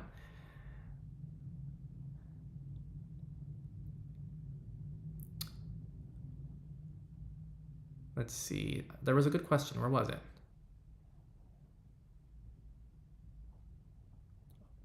I'm glad you liked the channel. Someone asked a good question. Where did it go? It was about iOS. Oh, it's right here. Gosh, okay. I tried our Calyx OS and really didn't like the usability, so went back to iPhone. For Apple devices, do you have any updated recommendations? For the most part, our iOS privacy guide, just go on YouTube and type in iOS privacy guide. It should be the top result as far as I know. That video is for the most part still up to date, and there's really nothing that's super new. So that's the recommendation I'd send to you. It's also on our site's resources. So if you go to our website, you go to resources, give it a sec. It's this video here. Actually, these are all great getting started points. If you're kind of new to the privacy world, I recommend checking the threat model video first, then become anonymous, and then you go ahead and watch your device-specific guides. It's kind of a really great workflow. And there's also like more thorough recommendations if you really want to go into like more specific things. Whee! Oh, I'm big again. All right, I'm starting to get tired and I want a nap soon, so I'm gonna probably give a 5-10 minute warning. So start leaving your final questions. I'm probably gonna log off relatively soon. Yeah, no, I agree. We try to do these once a month. Like I said at the very beginning, which is also this, I answered this at the very beginning. So speaking of at the very beginning, but at the beginning, like I mentioned, we don't want to commit to doing this every month, but generally we do this every month or so. Any crypto wallets? I use Cake Wallet. I really like Cake Wallet. It supports the only crypto I really care about, which is Monero. They also have Monero.com, which is from the developers of Cake Wallet. Those are my two favorite wallets personally. But there's also lots of other great wallets that you should try out. Go ahead and try different ones out. I think they're all great. Would you consider making a Tor hidden service for your website? So we might. This requires a little bit of resources on our end, and honestly, we don't really see much of the use case. We're not hosting tools, and right now we're not hosting accounts for people, and like there's not really any inherent gain that we believe is really found by you accessing our site via an onion URL or through the ClearNet via Tor. That's not to say there aren't valid use cases for someone out there with a certain threat model, but we just don't really have much demand for it, nor a great use case for most people. And we just can't justify the cost of hosting our own Tor website. So it's something we might do, but it's not something we're planning on doing. One of our patrons, sorry for one of the patrons, you asked a really long question of how do I kill myself digitally, and that's something that's just like a ridiculously loaded question that I'm not going to get to. But one of the other patrons asked, did you expect your channel to get this far whenever you started? And it's absolutely not. Otherwise, I probably would have never shown my face, and I probably would have done things very differently, but it is what it is. So no, I did not think it was ever going to be this popular. But good problem to have, I think, in the long run.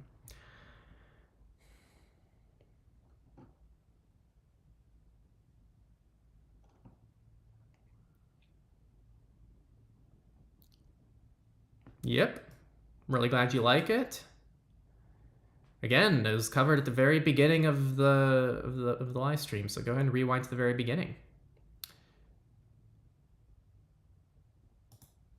Making me do it. Do what? Make a channel? Because you should make a channel. Yeah, you can use MyMonero. The problem with MyMonero, which is like the only thing I caution people away from, is they do the syncing for you on their ends, meaning they kind of can gain access to your keys in a way. They can at least watch to see what you're doing. And so when you're using a local wallet like Cake Wallet or something like that, it's actually doing the scanning locally on your own device and not on someone else's server. So that's just my only caution for MyMonero. If that works for your threat model, then great, but just be aware of that.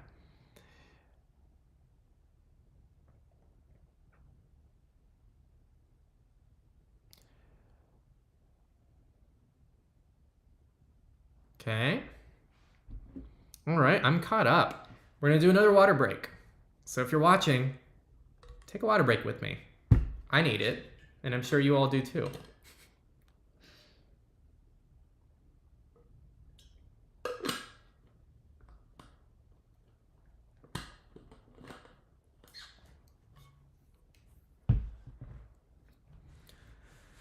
Okay.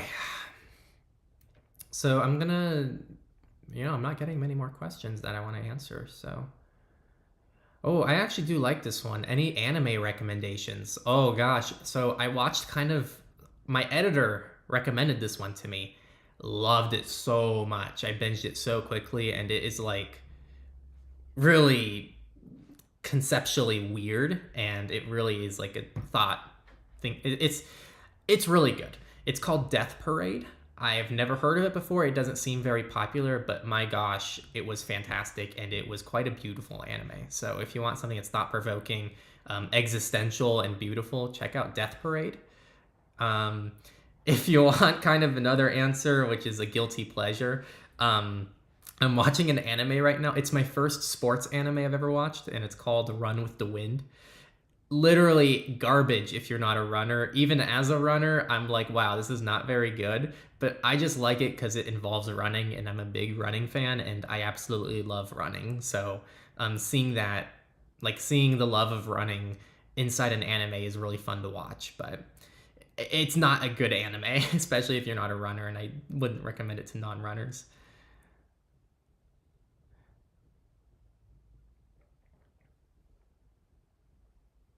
How long is your ideal nap time? 20 minutes, 30 minutes max.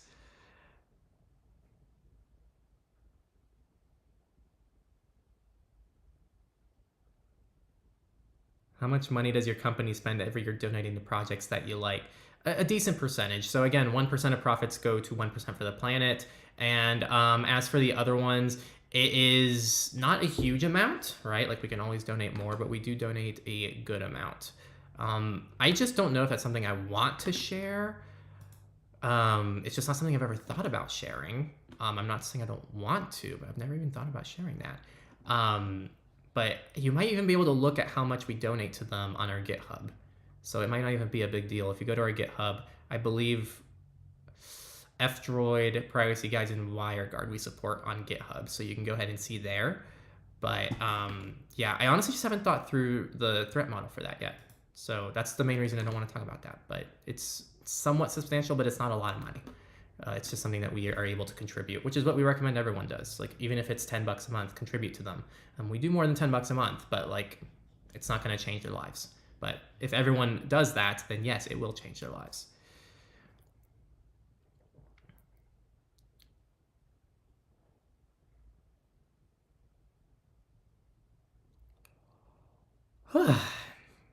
Music recommendations. I don't know. Whatever you want to listen to.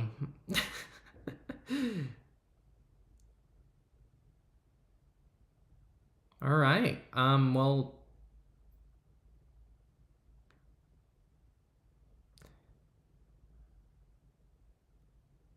when I search for Tor on the Apple App Store, I get multiple apps. Which one should I choose?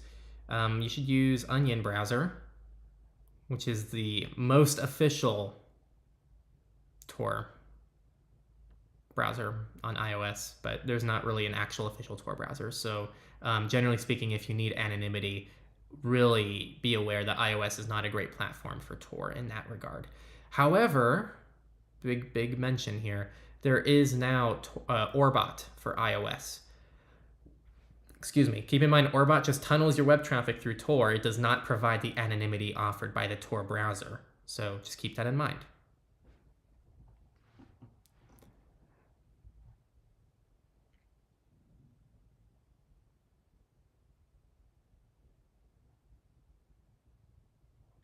Yeah, but I don't know what else we need to add.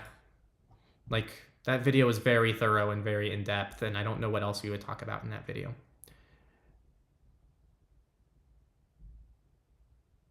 Why would you not have shown your face? Don't you think that would have enhanced less trust? I don't think inherently, I think that it's a very common topic. Like a lot of YouTubers go through the whole, do I do a face reveal? question. And while I do think that it can help with trust, I don't think it's the single thing. It's just like picking a provider. There's not like one single thing that immediately means a service is trusted. I think there's a lot of different data points that you can use for every service when you choose one, whether or not you trust it. And at the end of the day, it's mostly subjective. So I could hide my face and people could just trust the information we share. And they're like, wow, they always cover good information, I trust them. Or they can be like, wow, their information's garbage and I hate their content. Really your call. I do think the face helps, but it doesn't really make a huge difference at the end of the day. I think that trustworthiness speaks for itself in the long run, whether or not people have the best intentions, which is something you should all make up on your own. Like you can come to your own conclusion on that.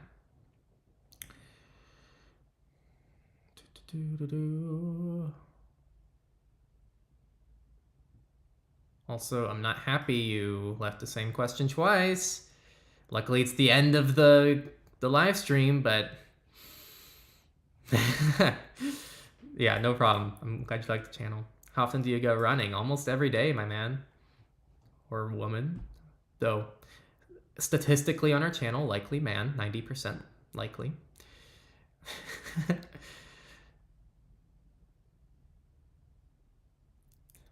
I like this question. All right, I get a soapbox question. You've mentioned that you really don't like iOS. Have you explained the reasons for that in any previous videos? First off, this is my personal take. I actually find iOS to overall not be a bad platform for a lot of threat models. A lot of people who talk to me in my day-to-day life ask, what phone should I get? And I go either a Pixel or an iPhone, but if you're only gonna pick between those and you're not interested in custom ROMs, I actually lean you towards the iPhone.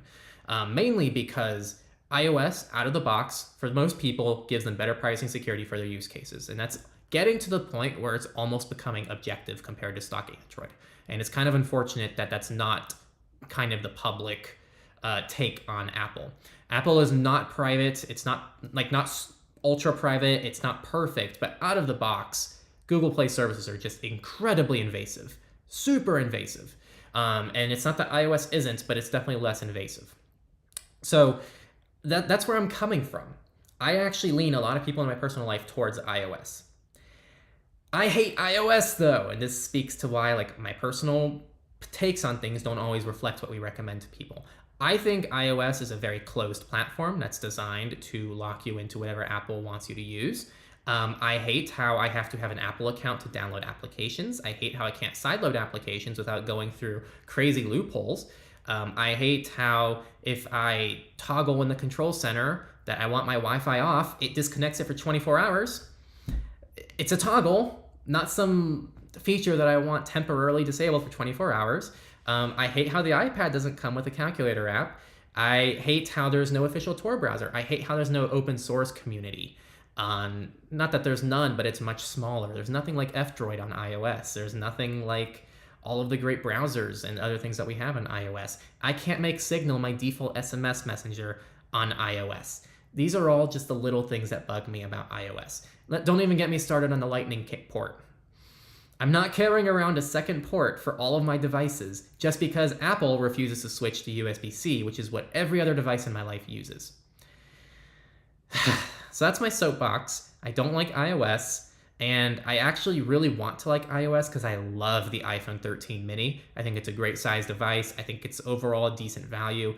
And if you really want value, check out the iPhone SE because the SE is like probably the best value phone you can buy right now. But I hate iOS. So there you go. That is my long-winded answer on why I don't like iOS and why I prefer Android day to day.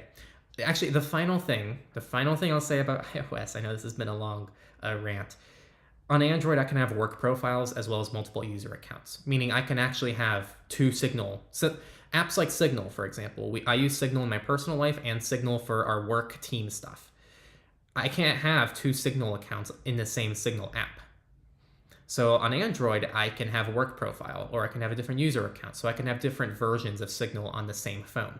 You can't do that on iOS. On iOS, you're fully dependent on every app and every developer needing to make their own individual choice and offering multiple accounts. So if I was to use iOS, I'd have to carry multiple phones around, which is just not going to happen. So yeah. And you know what? It's sad, and that's a very defeatist attitude. But it's kind of the sad reality. If you're in the Apple ecosystem, it's not bad.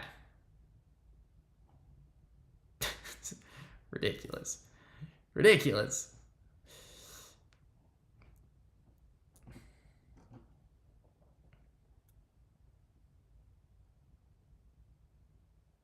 AltStore is like F-Droid, but much smaller. Also, AltStore for me is more about sideloading IPAs on iOS rather than actually hosting like a completely open app store like F-Droid.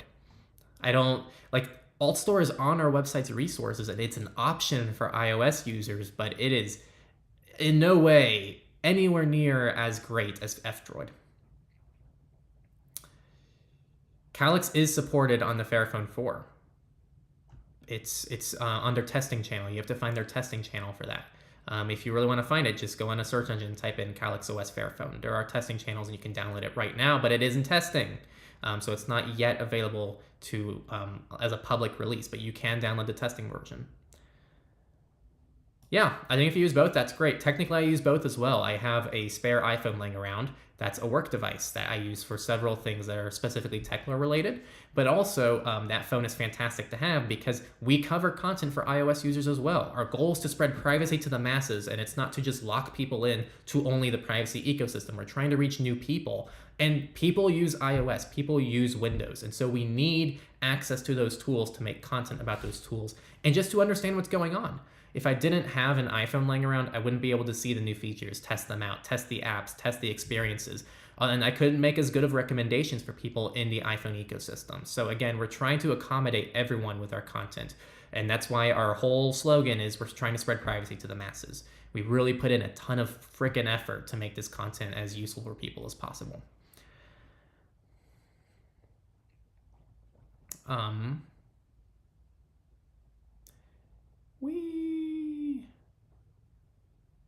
It's pretty good to my knowledge. It still only leaks, but yes, it might be a good option.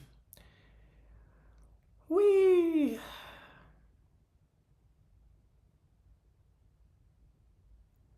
Do you daily drive cubes? I do not. I actually have very limited cubes experience, believe it or not. It's just not something I've had much of an attempt to test, but it's something I want to test a little bit more. Yeah, no, thanks a lot. Thanks for tuning in.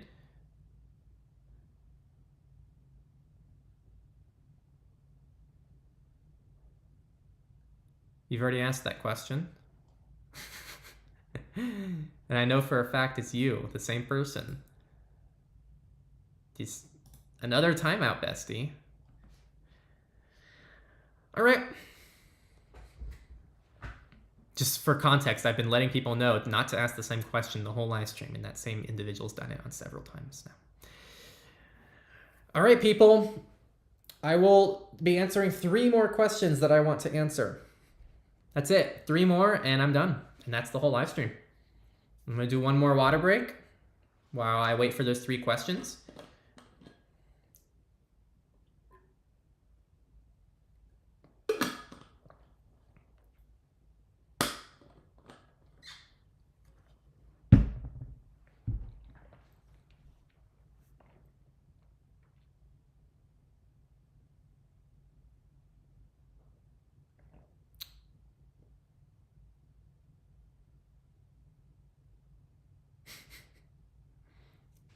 Patrons, anything? I'm willing to set aside 1 question for a patron here. Oh, I'm seeing some typing. What is your opinion about Brave? I'll do Brave. I'll do that one. I am always going back and forth on my thoughts with Brave, and I think our channel's videos reflect that. We made a video talking about how Brave is pretty sick. And then we made a video talking about how Brave kind of sucks. Not sucks, but like we talked about their scandals a little bit. And I think as time has gone on, the scandals kind of revealed to be not, in my opinion, huge deals for the browser's privacy and security. Trust is your own personal opinion, but from a privacy and security perspective, with the exception of their DNS issue on Tor, there really hasn't been anything there. And that was a bug. And like every browser deals with bugs, and I don't see those as any reason not to trust it. And they always were very transparent about the Tor window not actually offering the same anonymity of Tor. So yeah, I use Brave a lot. It's one of my main browsers for everything. I find it really nice to use, and it's a very recommendable service to people who are new to the privacy world. It's very easy to get someone to switch from Chrome to Brave because it's very familiar, and it's actually a better experience for them because it blocks ads and it does everything for them out of the box, and it's faster. And I think a lot of people appreciate some of the features that Brave offers. Yeah, so that was the other thing. The two things, if you watched earlier in the stream, I'm not gonna like go to war with all of you in the comments, but like the two things I addressed earlier in the stream, one, if you ask the same question twice, I'm not gonna be happy. And two, if you complain about me not answering your question, that's too bad. There's too many questions and I can't get to all of them. So I'm choosing the ones that I think add the most value. So there you go.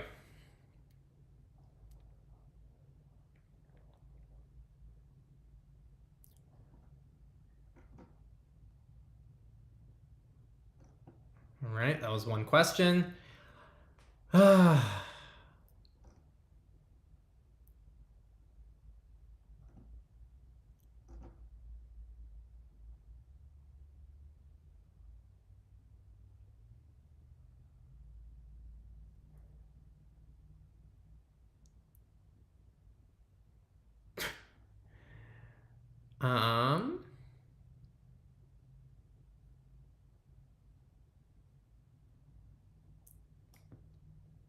Okay, this is a good one. I like this one. How do you do research for surveillance report? I feel like I need to pop Adderall to make a video like that.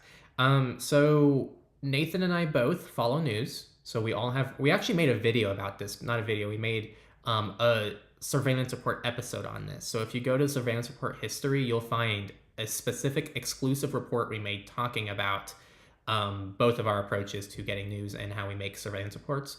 But essentially what we do is each of us have our own RSS feeds. Generally, Nathan's the one who types up the notes, but sometimes I'll go in and if he misses a story, I'll throw in a story that I caught and we type out general notes.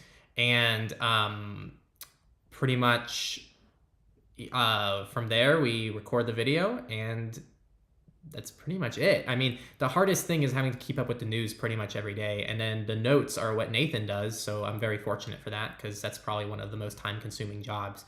Nathan does a TLDR of most of the stories. And then we post those TLDRs for our patrons on Surveillance Report. There's a Patreon for Surveillance Report, not Techlore. So yeah, if you want those TLDRs, we actually post them.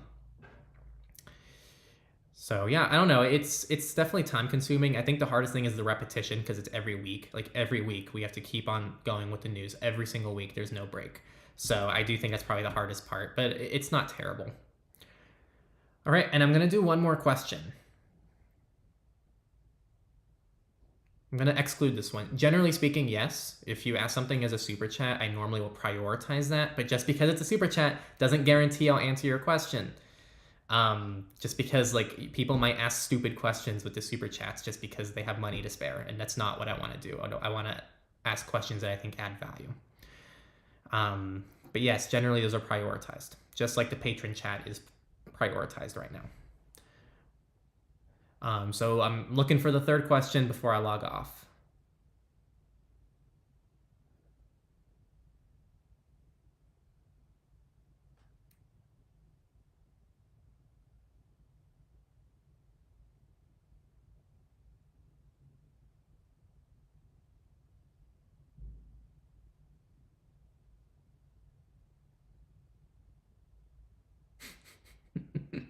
That is not what I said at all, but you go off and think that. Funny how like just trying to lock down comments a little bit makes people just go crazy. I don't know how you guys all expect me to keep up with 100 concurrent viewers at the same time. Can you post a link to the Surveillance Report Patreon? Patreon.com/surveillancepod. And sure, I'll post it.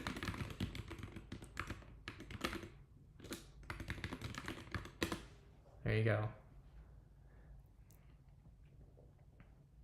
You know what? I'm not like, okay. Well, oh, you know what? Perfect. I love your question. Will you ever develop a privacy app? We have one right now. This is great. We're gonna end the live stream with this. Perfect timing. I love that you asked this question. We have an app. We just finished it. It's in a private GitHub repo. It's open source. It's gonna go live pretty darn soon, and it's gonna be on F-Droid, we hope, as long as F-Droid approves it. So yes, we have an app. You'll see what it is. You can already figure out what it is if you just dig into the projects we work on. But we already have an app totally done, and I'm very excited to publish it. And it's gonna be our first ever app. It's not necessarily a privacy app. It is a private app, but it covers one of the projects that we do. So go ahead and check out our website. There's one of the projects on our website that now has its own app. And those are the 3 questions, people. So again, thank you everyone for leaving comments. Again, I can't respond to every comment, so I apologize if I didn't get to yours.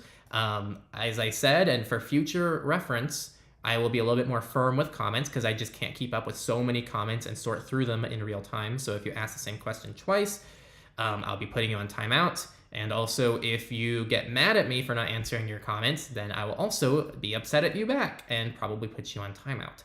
So those are the 2 things that we're probably not going to be doing going forward. Again, I really want to push you over to our Patreon just because it's a good way to support us and support the work we do. You don't have to do it. We have free support methods as well. We also offer Monero if you want to support us privately without the perks. And that is really it. I really want to thank everyone for tuning in today. All of your questions were awesome. I really appreciate getting to interact with all of you. It really adds value for me as well because I get to see everyone who watches our content and all of your positive things that you have to say about it. So thank you all very much. And yeah, I'll see you guys in the next stream. And thank you all for tuning in.